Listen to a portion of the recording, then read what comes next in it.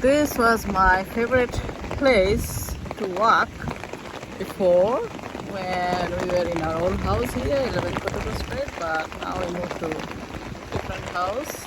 So I used to come here so much. I do have so many videos of here, but what I'm watching today, I can't believe it, but I never saw this scenario before. So this is, I could see the dam is broken there, and I can see that it's flooding everywhere there. I can see everywhere it's there, and I know there is a stream going on behind it. So this stream was going there behind it, so it's all around there now. So I don't know whether I have to.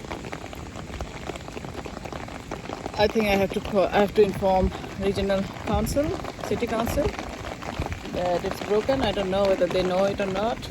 Maybe not be. Okay, being a good citizen, I should to inform them.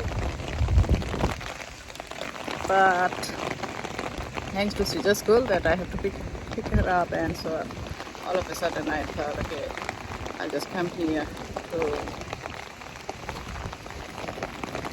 watch it, what is going on here.